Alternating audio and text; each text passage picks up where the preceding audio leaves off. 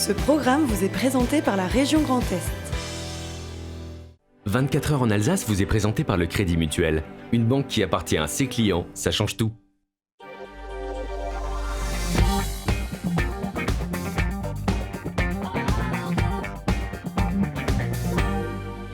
Madame, monsieur, bonsoir, bienvenue pour une heure d'actualité 100% Alsace, 100% régionale. Super programme en ce mardi, chronique littéraire bien entendu, avec Martial Debrief. C'est à la page des véritables pépites encore une fois ce soir.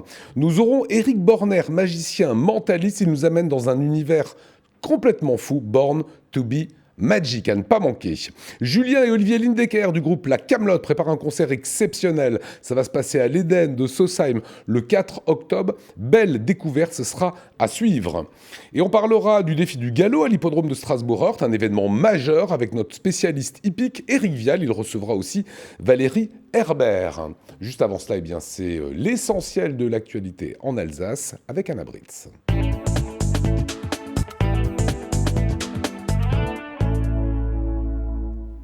Bonsoir à tous et à la une de l'actualité. Ce soir, journée nationale de mobilisation pour défendre les retraites. Des grèves ont impacté la circulation des TER en Alsace et des bus et trams à Strasbourg, où près d'1 millier de personnes ont manifesté en début d'après-midi. La pomme d'Alsace va débarquer d'ici quelques jours sur les marchés et dans les magasins. Elle est rouge acidulée et s'appelle Nati. Et puis nous sommes allés à la rencontre de 2 jeunes ingénieurs qui ont créé leur marque de vélo Made in Strasbourg. Et on commence donc avec la nouvelle mobilisation cet après-midi contre la réforme des retraites. Environ 800 personnes se sont retrouvées en début d'après-midi à Strasbourg pour dénoncer le système de retraite à points que compte mettre en place le gouvernement. Le montant de la retraite serait calculé à partir du nombre de points acquis au cours de la carrière et non plus à partir du nombre de trimestres cotisés.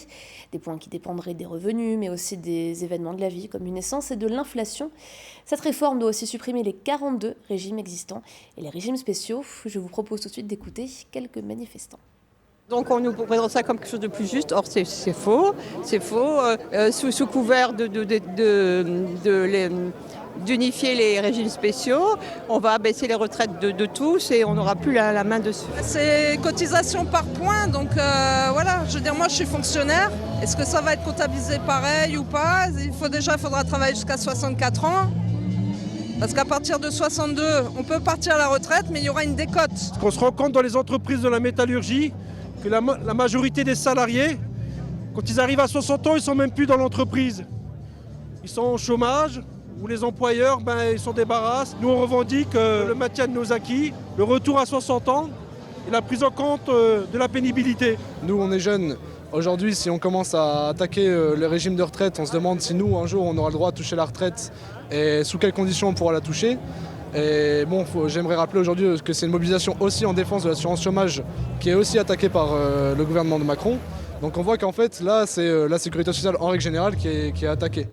Des propos recueillis par Cécile Motz. C'est à noter que les travaux sur la réforme des retraites vont durer jusqu'à la fin de l'année. Et une concertation citoyenne va être lancée le 26 septembre. Bientôt fini, les Mirabelles et les Quetch sur les étals des marchands. Place aux pommes, et pas n'importe laquelle, la pomme d'Alsace.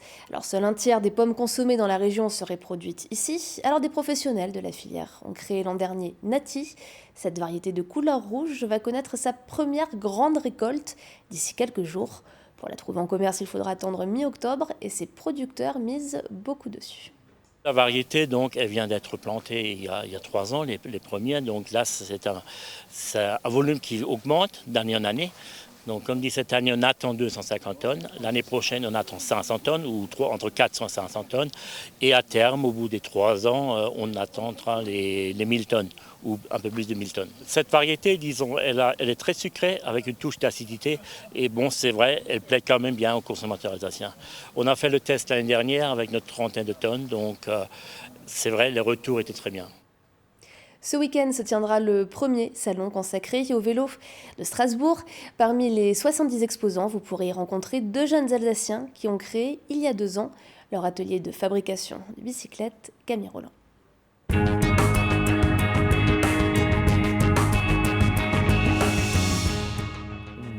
Donc là, on grave le boîtier de pédalier et ça va partir en peinture. Ouais. Ok. exact. Dans leur atelier à Königshofen, 2 jeunes Strasbourgeois fabriquent des vélos tout droit sortis de leur imaginaire. Thomas et Sylvain ont 25 ans et à leur sortie de l'école d'ingénieur de l'INSA, ils se sont lancés un défi. Créer Manivelle, une entreprise de fabrication et de conception de cycles. Un projet qui s'est nourri de leur passion commune pour le vélo. À la fin de nos études, on avait avec Sylvain tous les deux envie de faire quelque chose de différent et donc on avait vraiment envie de travailler avec nos mains. Et alors c'est venu de nos expériences à chacun, à la fois de cyclistes parce qu'on était dans Strasbourg toujours à vélo tous les deux.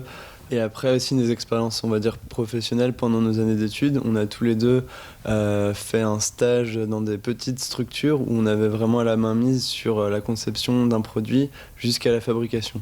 Donc c'est ces 2 choses qui nous ont porté en fait à créer Manivelle, qui est un atelier de fabrication artisanale de cycles.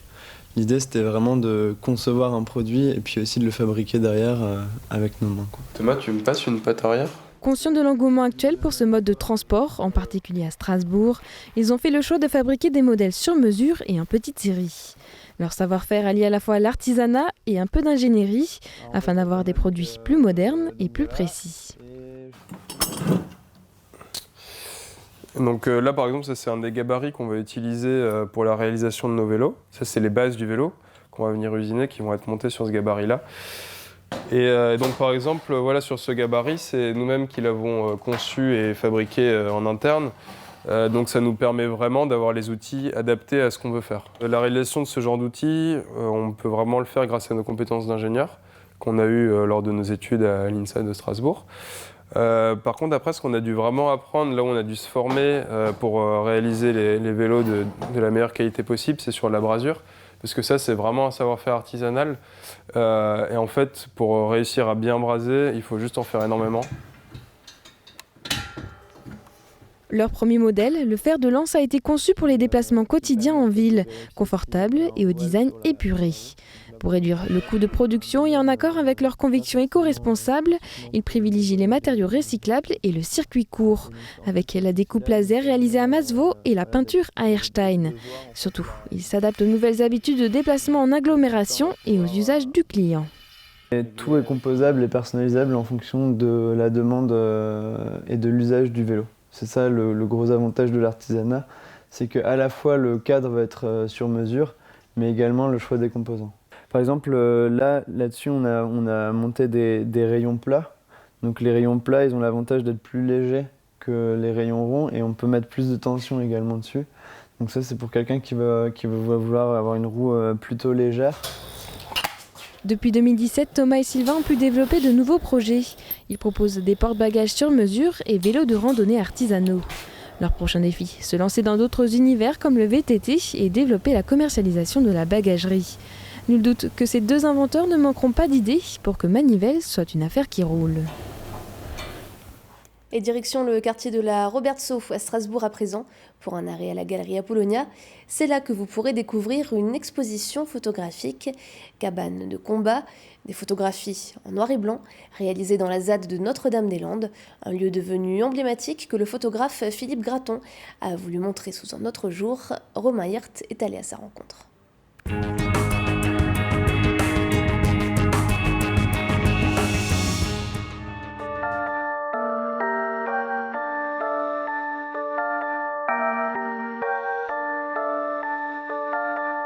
Photographier des cabanes.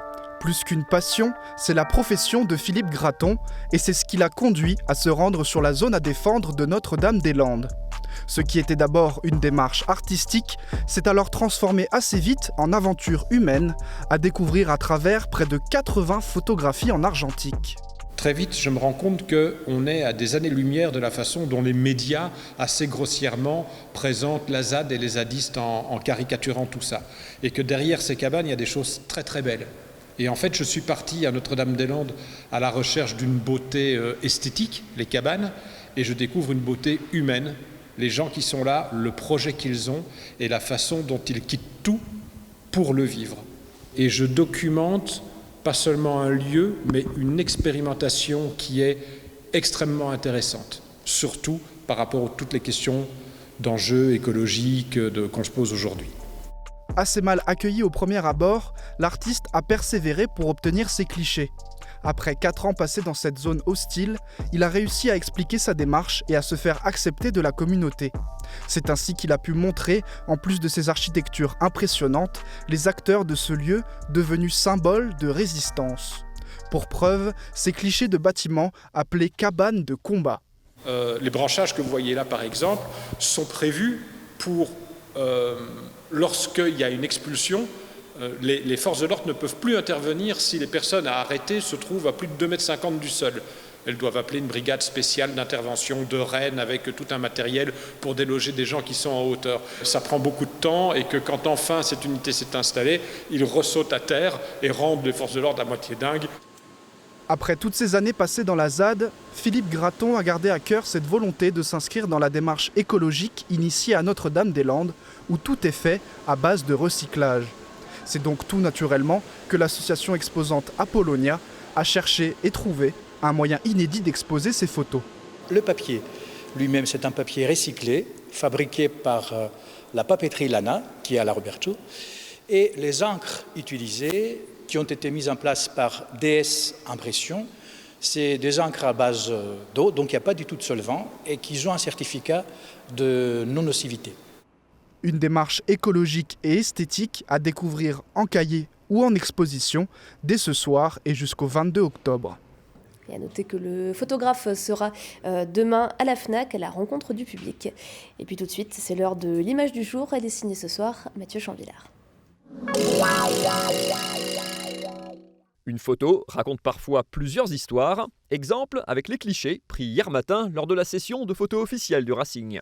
Les réseaux sociaux se moquent gentiment du fait que le cliché ne soit pas pris sur la pelouse, comme d'habitude, mais sous une tribune. Mais non, pas du tout, ce n'est pas parce qu'il pleuvait hier matin à Strasbourg, mais parce que, ouvrez les guillemets, le cœur de la Méno bat dans les tribunes. Fermez les guillemets. C'est très beau, c'est même encore plus beau une fois que Photoshop a gommé le panneau qui indique les toilettes et les taches sur le béton, et permis aussi aux absents d'apparaître comme par magie sur le cliché officiel.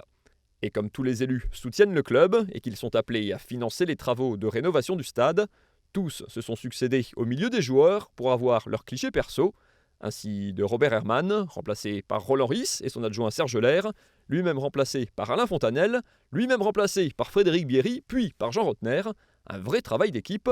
Ah oui, et puis c'est vrai, il y a des élections l'an prochain. Voilà le vrai du faux.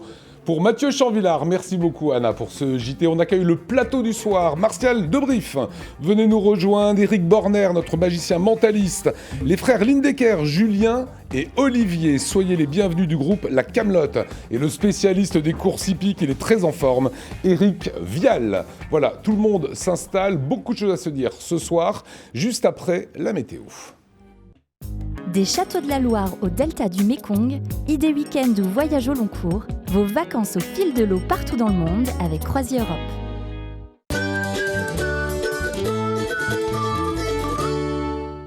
Bonjour à tous et bienvenue sur Alsace 20. Alors il va falloir garder le sourire parce que côté ciel, eh bien c'est la catastrophe. Il pleut absolument partout en Alsace ainsi que chez nos voisins de la région du Bade-Wurtemberg.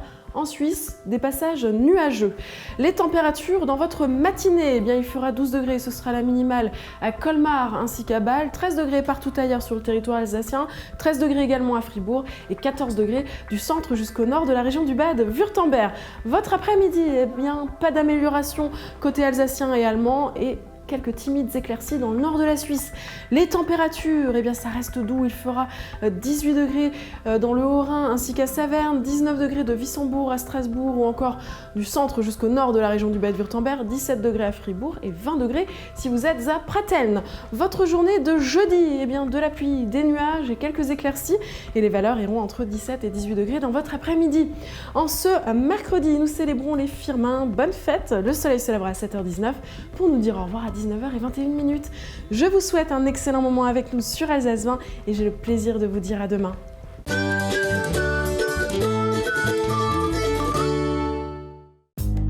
Vos vacances au fil de l'eau avec Croisière Europe. Croisière fluviale et maritime au départ d'Alsace et jusqu'au bout du monde. Et le groupe Camelote est ce soir en direct sur Alsace 20. Comment allez-vous, Julien et Olivier ? Super, pour l'instant ça va. Voilà, deux frangins dans la vie. Oui, ils sont des vrais en plus. Des vrais, 7 ans d'écart, on ne dira pas lequel est le plus âgé. Concert Et il y a déjà le frangin qui balance, c'est beau ça. Concert exceptionnel, ça va se passer le 4 octobre à l'Éden de Sausheim, on va y revenir. D'abord, comment est née cette formation? Avant qu'on envoie des images, Julien. Comment est née cette formation? Elle est née quoi, il y a 2 ans, comme ça, la Camelote? 2-3 ans. Ouais, ça fait quelques temps qu'on fait de la musique à travers l'Alsace, mais à travers la France aussi. Et il y a 2 ans, après une séparation, on va dire, musicale, nous avons créé cette formation qui s'appelle la Camelote avec d'autres musiciens. Et puis voilà, je crois que c'est à peu près... Tout à fait. Hein, mais toujours avec les mêmes frangins. Voilà. Tu peux te débarrasser de certains musiciens, mais pas du frangin. Non, il s'accroche. Il est coriace. Le pire, c'est qu'en plus, il est très bon. C'est ce que vous allez voir sans image. Regardez.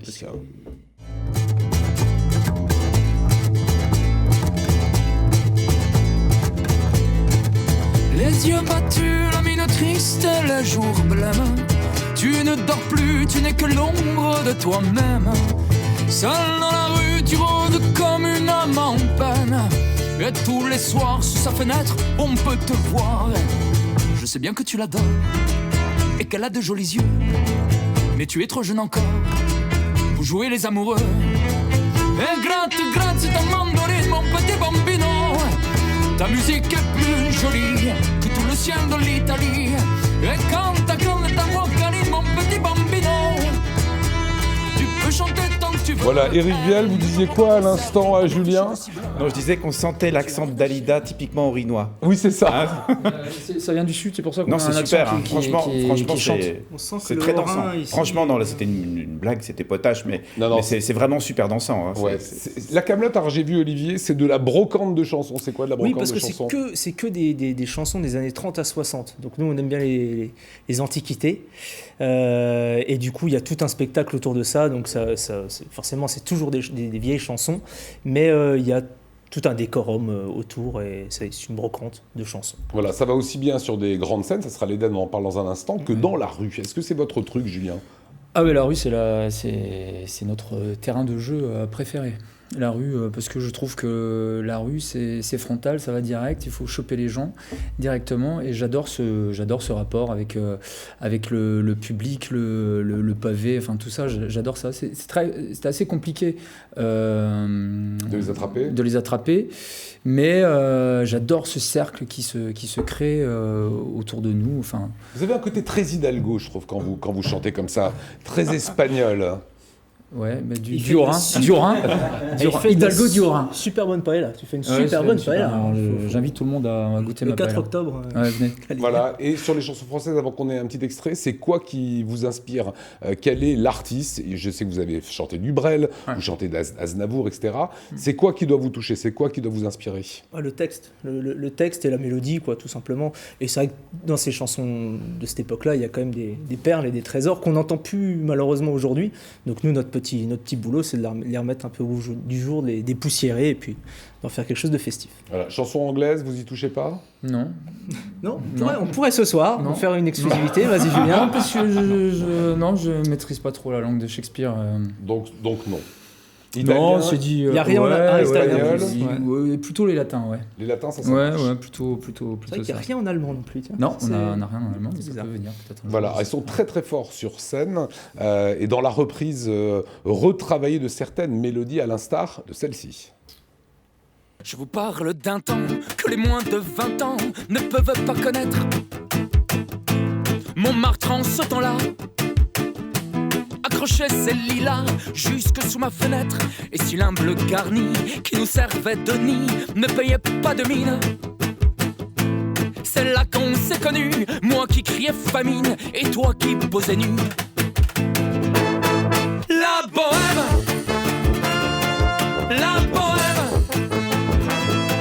ça voulait dire on est heureux. La bohème,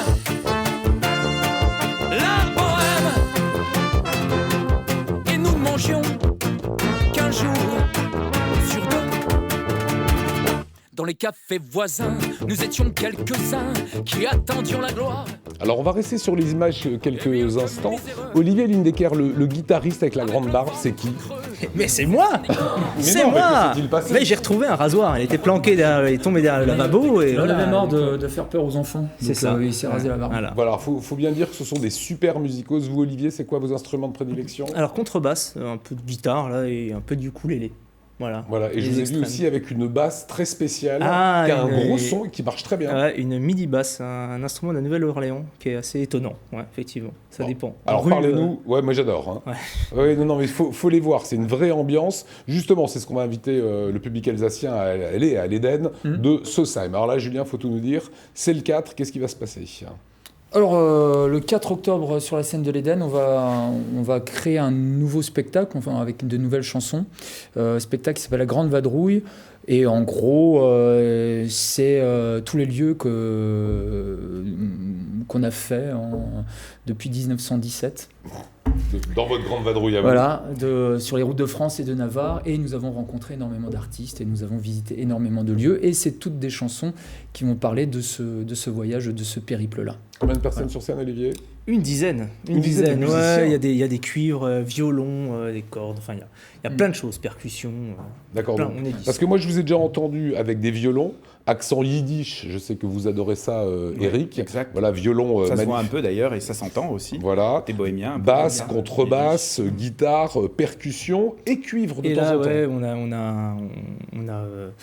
Ils sont quatre hélicons, trompette, trombone et saxo, clarinette, tout ça. Donc ça va être un moment très très festif. Comment sont trouvés tous ces musicos qui vous accompagnent? Dans la rue, on les a pas. Une pièce et puis c'est parti. Vous savez ce que c'est. On est assez tolérants puisque c'est quand même des mecs, des gens qui viennent de Strasbourg. Donc comme quoi entre Lorrain et le Bas-Rhin, on essaye de créer des passerelles. Ça s'appelle la collectivité européenne d'Alsace prochainement. Vrai. Je tiens juste à le rappeler au cas où certains auraient des trous de mémoire. Un petit mot sur... c'est difficile de vivre de son art, de sa musique. On sait que les groupes souvent y galèrent. Moi je trouve que vous tournez plutôt pas mal, quoi. Oui, alors après, c'est plus... là, on est très content de faire ce métier, vraiment, et j'espère le plus longtemps possible. La réalité fait que c'est de plus en plus dur, mais c'est de plus en plus dur, je pense... moi, je me compare tout le temps à une petite entreprise de bâtiment. C'est pareil, on a les mêmes problématiques. On doit aller chercher de nouvelles personnes, de nouveaux horizons, et avec des problèmes... budgétaire de plus en plus difficile, on va dire. Parfois, c'est galère. Mais bon. Justement, heureusement, comme on parle de bâtiment, on a aussi une petite boîte de plâtrerie. Ça nous intéresse. Heureusement, ce sont des barjots, voilà, il faut le savoir, comme beaucoup d'artistes d'ailleurs. C'est la Grande Vadrouille qui vont vous présenter. Ça se passera sur la scène de l'Eden. Ah oui, il y a même la Doche.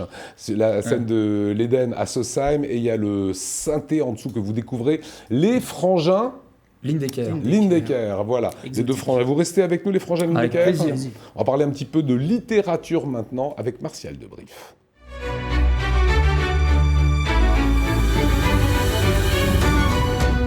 Bonjour à toutes et à tous, on va reparler de Montmartre, le Montmartre de Charles-Aznavour, mais si cher aussi à Toulouse-Lautrec. Alors, Toulouse-Lautrec était un des peintres les plus aimés des Français, sans doute parce qu'il a su mettre au service de la population les nuits parisiennes dans sa peinture, les dépeindre avec beaucoup de passion. Voici l'ouvrage d'Alain Vircondelet, et on va y redécouvrir les bals, les bars, mais aussi le Moulin Rouge, les Folies Bergères, que Toulouse-Lautrec aimait à peindre dans ses... par exemple, un exemple de la Goulue. Alors, Toulouse-Lautrec, c'est aussi un amoureux des prostituées, des danseuses. Donc on pense à Grille d'égout, mais aussi... Grille d'égout, ça vous plaît ça? Non, c'est qui? C'est une danseuse, on va la voir à l'écran, là, c'est juste après, voilà, Grille d'égout. Et Toulouse-Lautrec aimait les peindre dans leur quotidien. Alors on a des scènes, par exemple, de visites médicales, de femmes qui passent la visite médicale, mais aussi de femmes qui ont terminé leur journée et qui vont se retrouver entre amis autour d'un verre ou dans un lit pour discuter du quotidien. Voilà par exemple une des peintures de Toulouse-Lautrec. Magnifique. Hein. C'est absolument Rouge, superbe. Il a fait quoi sur le Moulin Rouge? Il a beaucoup peint le Moulin Rouge. Oui. Ça faisait partie des premiers établissements de Montmartre. Il faut savoir que Montmartre, il n'y avait rien. C'était des champs auparavant. Il n'y a pas si longtemps que ça d'ailleurs. et des vignes. Vraiment. On le reconnaît. Hein. Il y a du son, quand même. Il y a du son alsacien. Bon sang ne saurait mentir. Voilà. Donc, vous nous le recommandez? Alors oui, parce qu'Alain Vircondelet, c'est d'abord l'auteur de cet ouvrage, mais pas que. Il a été le biographe de Marguerite Duras, de Saint-Exupéry, mais aussi du pape Jean-Paul II. Ce monsieur. Oui. Et il s'attaque à Toulouse-Lautrec. Et il s'est attaqué à Toulouse-Lautrec, d'ailleurs avec une écriture absolument sublime et une iconographie qui est à découvrir. Prochain livre que vous nous proposez nous plonge dans une ambiance de femme, et plus précisément, et c'est ça qui est intéressant, d'un pensionnat. Oui, les pensionnats de Catherine. Alors, quand on regarde la couverture, on pourrait croire à un livre de Daniel Steele. Eh bien, détrompez-vous, puisque on va rentrer dans un livre d'histoire, un vrai roman passionnant sur les passeurs de la Deuxième Guerre mondiale. Alors, de quoi s'agit-il? Il s'agit d'une femme qui va emmener son fils en Suisse parce qu'il faut absolument qu'elle évite la rafle. Juive. Et évidemment, ils vont se heurter à des gens qui aiment l'argent et qui vont profiter de la faiblesse et de la situation. C'est tristement d'actualité encore, Lionel. Et on va se retrouver auprès de Samuel. Samuel a grandi, sa mère adoptive lui explique d'où il vient et il va partir à la quête de son passé. Il va rencontrer Camille, qui est à peu près dans la même situation, non pas par rapport à sa situation juive, mais par rapport à la quête de son histoire. Et tous deux vont partir dans une histoire absolument passionnante, haletante. On rentre dans le quotidien de ces deux personnages, on ne lâche pas l'ouvrage. Je vous le recommande vraiment.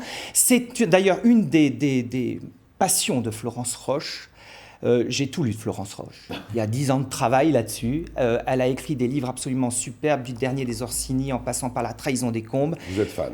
Ah oui, elle écrit très bien et on apprend toujours quelque chose. Le pensionnat de Catherine. Et ce qui nous amène à ce livre-là, avec La goûteuse d'Hitler. Oui, alors La goûteuse d'Hitler, saviez-vous, mon cher Éric Borner. Oui. Qu'il y avait des goûteuses chez Hitler. Hitler ne voulait pas se faire empoisonner. Donc il avait recruté des goûteuses. Des goûteuses. Et on rentre dans le quotidien de cette femme qui va finalement frôler la mort à chaque cuillerée. C'est d'ailleurs assez curieux parce qu'on se retrouve dans une Allemagne qui meurt de faim et on a une femme qui, elle, mange tous les jours à sa faim, mais qui frôle la mort à chaque fois. Quoi. Exactement. Et c'est une écriture très fine, à la fois très intense, avec des chapitres très courts, qui donnent toute l'ambiance dans cet ouvrage que je vous recommande, parce qu'on va aussi rentrer dans le quotidien de ces Allemands. Et ça, on le sait très peu depuis... Je pense que le dernier à avoir traité le sujet, ça a été Jonathan Little, avec Les Bienveillantes, il y a quelques années, qui était un ouvrage qui avait reçu le prix Goncourt. Et on va retrouver bien justement cette ambiance en Allemagne, auprès des Allemands qui, eux, n'ont rien demandé. C'est vraiment un livre exceptionnel, de par l'écriture, de par l'histoire, et aussi par la finesse de cette femme qui a été qui a fait beaucoup de recherches sur le sujet. Quand les SS lui ordonnent... Oui, c'est tiré d'une histoire vraie, d'une dame de 95 ans qui a laissé un témoignage extraordinaire sur son métier de goûteuse. Et ainsi, l'auteur, qui s'appelle Rosella Postorino, c'est difficile à retenir, mais néanmoins, c'est un ouvrage qui, même s'il est sorti en janvier, va rentrer, je vous garantis, dans les annales, puisqu'il y a dans ce livre toute la viralité des lecteurs. Vous savez, quand on a envie d'en parler, de dire « hey, vas-y, lis-moi ça, parce que ça vaut le coup. » Et ça marche. Alors, je vais vous lire une toute petite phrase. Pendant ce temps, mes amis, je vais vous inviter à vous mettre debout, à vous préparer. Écoutez cette phrase. Quand les SS lui ordonnent de porter une cuillère à sa bouche, Rosa s'exécute la peur au ventre. Chaque bouchée est peut-être la dernière. Voilà, tout cela vous retrouvez bien sûr sur le www.alsace20.tv. C'est La goûteuse d'Hitler avec nous. C'est tous les mardis, en extérieur parfois, ou sur ce plateau, Mister Éric Borner.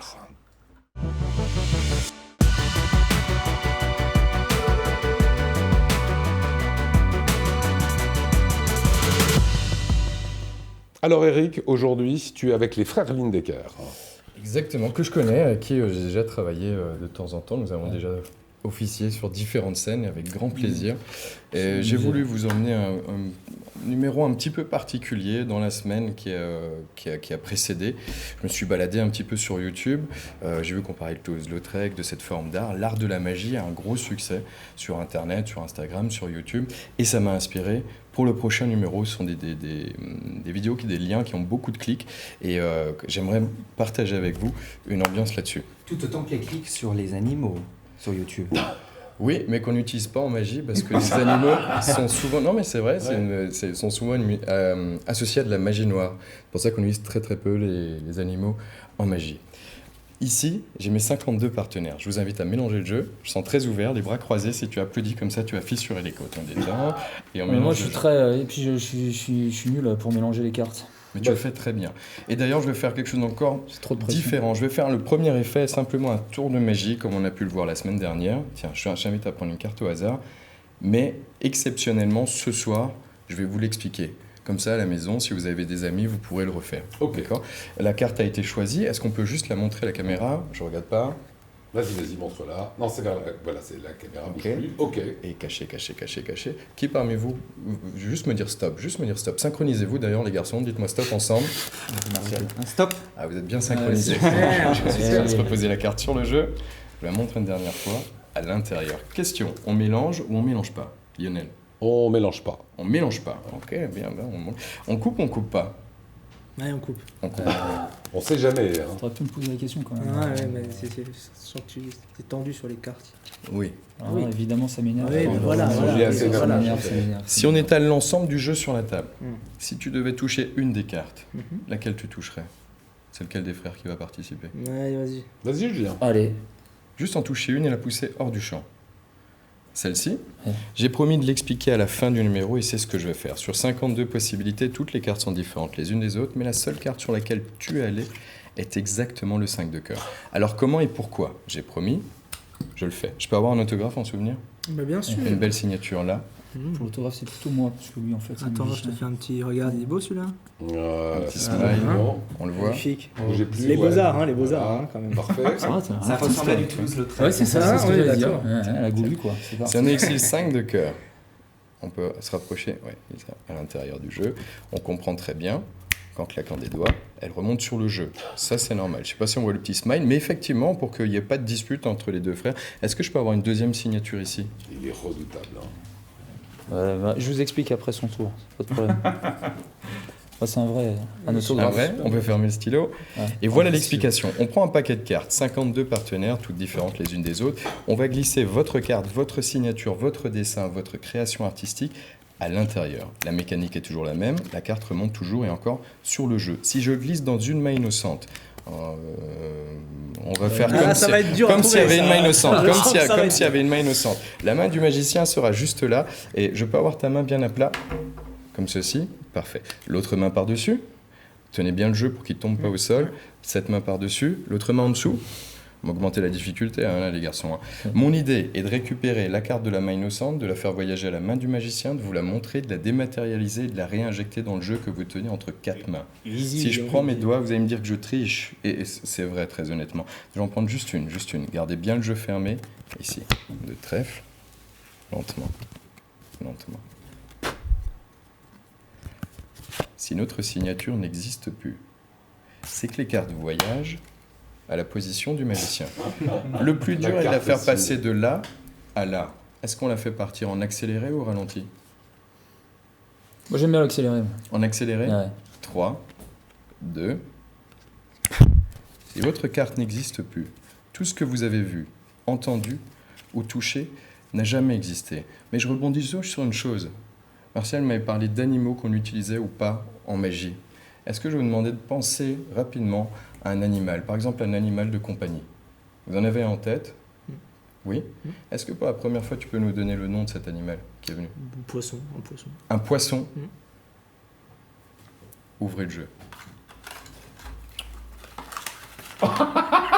Mais non. Montrez-le bien. C'est hallucinant. Bougez, mets-toi bien devant. Voilà. On va zoomer encore, Lisa, s'il te plaît. Parce que là, bougez pas du tout. Il y a comme un problème. Heureusement que vous ne savez pas qu'il y a un éléphant. Non mais c'est dingue. Alors là, Ouais, bon voilà, ça s'appelle le talent, hein, je crois. Les enfants, ça s'appelle le talent. Vous auriez pu dire un chien, un chat, une poule. Vous dites un poisson, Olivier. Ouais, non, mais là, pour le coup, on va la refaire avec une poule, tiens. Donc, voilà. Alors là, moi, je vais incroyable. On va en rester là. Il est trop fort, Éric Borner. Sachez qu'il va partout en Alsace, à Mulhouse, Colmar, Strasbourg. C'est du close-up de rue qu'on verra très bientôt sur notre antenne. Je vais vous libérer, les garçons. On revoit peut-être juste encore l'affiche. Ne ratez surtout pas ce concert exceptionnel. C'est donc à Sausheim. Ça sera à l'Éden. C'est le 4 octobre. Et vous partez en plus avec des poissons rouges. Elle est pas belle, la vie.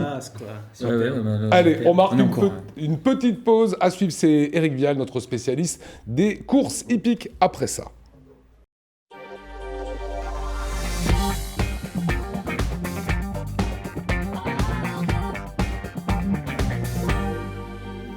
L'invité de la rédaction, bien évidemment, ce soir, c'est Éric Vial, spécialiste des courses hippiques.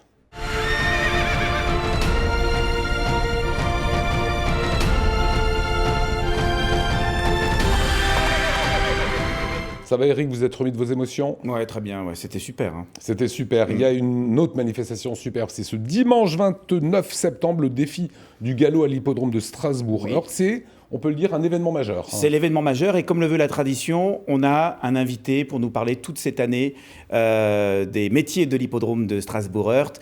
J'ai demandé à Valérie Herbert de venir avec nous, elle est juge à l'arrivée, mais comme le veut la tradition, nous allons voir le programme de ce dimanche. Et effectivement, pour parler de ce grand prix, ce défi du galop. Alors vous voyez le programme, le défi du galop, en fait c'est un grand championnat international, puisqu'il y a des grandes courses dans les plus grands hippodromes de France, mais pas seulement. On court également pour ce Grand Prix de la région Grand Est à 14h17 précisément, au Maroc. On court également en Espagne, on court également en Allemagne, il y a les meilleurs chevaux. Alors le but de ce championnat, c'est très simple, c'est que le premier qui a gagné 4 victoires sur ces 19 étapes est le champion du défi du galop. Ah oui, petit problème, Valérie, on est bien d'accord, c'est que ce sera donc la 12e étape. C'est ça. Voilà, et que pour l'instant, sur les 11 premières étapes, il y a eu 11 vainqueurs différents. Donc, c'est vrai. Oui, ouais, voilà. tout à donc, fait. on fera certainement ce classement par points. Vous avez un petit préféré? That is a good question. qui a gagné la première étape, effectivement, à Cagnes. Pourquoi pas? Il pourrait être, sa good question pourrait être un des favoris de cette épreuve. C'est un des chevaux. Good question. Quand on sait Éric Borner, tu notes, d'accord? Parce que quand Valérie donne un nom de cheval, il est souvent pas mal. Alors, on va également parler de votre métier, Valérie, puisque c'est la tradition, comme je le disais à l'instant. Ce métier de juge à l'arrivée. Ce dimanche, on va arriver à l'hippodrome de Heurt. Vous êtes où précisément? Presque dans les airs. En fait, on est dans la tour de contrôle, au niveau du poteau d'arrivée. Voilà, d'ailleurs, c'est vous. Oui, tout à fait. Un jour où il ne devait pas faire très très beau, effectivement. Alors, vous êtes dans la tour de contrôle. Ça consiste en quoi, le métier de juge à l'arrivée? Surtout à noter les incidents de course pendant la course, mais aussi d'être en relation, parce qu'on n'est finalement qu'un maillon de la toute petite chaîne d'opérateurs, et donc du coup d'être en relation avec que ce soit les commissaires ou les techniciens de piste pour pouvoir être raccord sur les informations qui sont données en temps réel aux parieurs. Ça veut dire quoi un incident de course que vous pourriez par exemple noter? Un cheval qui serait par exemple au trot aux allures irrégulières, ou bien un cheval au galop qui tombe. Ah oui. Ou un dérobé. Voilà, qu'est-ce qui vous a motivé à faire ce métier? Alors ça, je dois reconnaître que c'est grâce au président, à Lucien, Lucien Matzinger, voilà, président de l'hippodrome de Strasbourg-Heurt, qui il y a une quinzaine d'années voulait féminiser son équipe. Alors j'ai pas pu refuser. Alors on va voir deux choses, c'était absolument pas prévu. On va essayer de... Voilà, je vous ai prévu 2 photos finish. Alors pour que ce soit un peu dur, j'en ai pris une à Dubaï. On va commencer par celle-ci. Voilà, photo finish à Dubaï. Est-ce que vous pouvez nous expliquer, pour vous qui êtes juge à l'arrivée, comment ça se passe? C'est pas vous qui faites la photo, hein? Non, c'est pas moi qui fais les photos, effectivement. C'est-à-dire que le rôle du juge à l'arrivée est de donner l'arrivée provisoire en temps réel sur le poteau. Mais effectivement, on peut se reposer sur la photo finish. Alors, chaud, là. Alors, c'est chaud. Alors là, qu'est-ce qui se passe? Vous la voyez? Oui. Qu'est-ce qu'on mesure? Alors là, on va mesurer, c'est le nez. C'est le nez du cheval qui va être important pour déterminer le gagnant. Donc là, effectivement... C'est pas le sabot? Pas du tout. Non, effectivement, le cheval tire la langue. Non, c'est le nez. Et effectivement, là, dans la photo qu'on a vue, on a vu 2 chevaux vraiment à une vraiment juste un nez d'écart. Il y a un nez d'écart, mais il n'y a pas d'Idit. Et ça, c'est votre boulot, Ça, en c'est fait. mon boulot. Voilà, c'était un peu petit, je dois dire. Quand on regarde à l'hippodrome, on sort les lunettes. Autre photo, alors celle-ci, elle est un peu plus compliquée, mais il paraît que ça arrive également sur l'hippodrome de Strasbourg-Heurt. Une mouette arrive, en pleine photo finish. Oui, elle est arrivée avec numéro 2 pour le coup. Comment on fait ? Elle compte pas. Ça, on s'en doute bien. Comment on fait quoi ? C'est-à-dire là, vous avez de la chance que le premier, on le voit bien. Quoi. Oui, oui. Ça peut arriver. Alors, mettez juste la photo quelques instants. Exact, je vois ce que vous voulez dire. En fait, c'est simple. Normalement, lorsqu'on prend une photo finish, on a le reflet du miroir. Là, on ne le voit pas, effectivement. On voit juste tout en haut à gauche les sabots du cheval. Donc, on devine qu'il y a l'effet miroir. Donc là, si effectivement on a un incident devant nous, on aura la possibilité de voir le cheval. Et il paraît que chaque derrière. année, sur l'hippodrome de Heurt, il y a une cigogne qui passe sur la photo finish. Je confirme. Alors, pas sur la photo finish, mais sur la piste, effectivement, il y a toujours surtout les jours de PMU, et on est ravis parce que les jours de PMU, c'est des premiums, c'est des nationales. Toute la France regarde, évidemment. Toute la France en profite, ouais. Alors, je voudrais également qu'on parle des nouveautés, parce que là, il va y avoir des nouveautés. Ce dimanche, c'est la grande fête, c'est le défi du galop. Toute la France va nous regarder, évidemment. C'est quoi les grandes nouveautés C'est avant tout l'écran géant. Là, franchement, j'invite tout le monde à venir dimanche sur l'hippodrome, parce que d'où que vous soyez, que ce soit du restaurant panoramique, des tribunes ou ailleurs, du coup, vous aurez vraiment une vue splendide sur le spectacle de l'intégralité des 8 courses, mais surtout sur celle du défi du galop. Il y aura également la rénovation de l'aire de jeu, formidable pour les enfants de 2 à 8 ans. Un record que nous avons battu avec une petite application. Oui, alors ça c'est formidable, c'est la nouvelle application Smart Turf.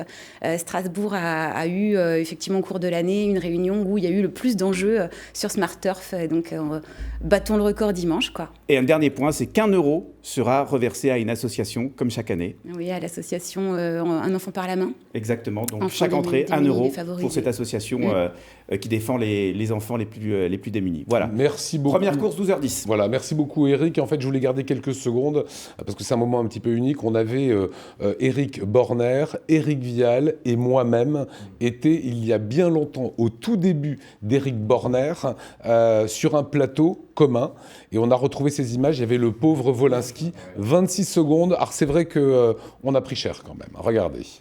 Comédien, des musiciens, et aujourd'hui c'est un tout jeune magicien. Il s'appelle Eric Borner. Eric, c'est à vous.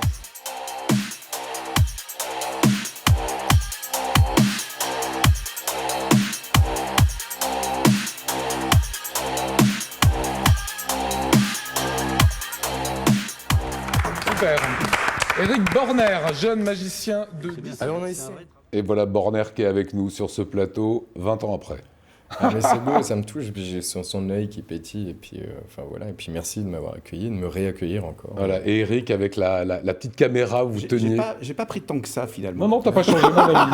Merci à tous, merci Martial, merci les deux Eric, merci beaucoup Valérie. On va repartir dans l'actualité quelques instants pour les vendanges dans le Haut-Rhin, mais des vendanges qui ont un sens un peu particulier. Un dispositif permet aux allocataires du RSA de travailler dans les vignes, un moyen de lutter contre l'isolement et le chômage longue durée. C'est dans le Tour des Cantons avec Adrien Labi. Nous, on se dit à demain, 19h. Merci à tous. Salut.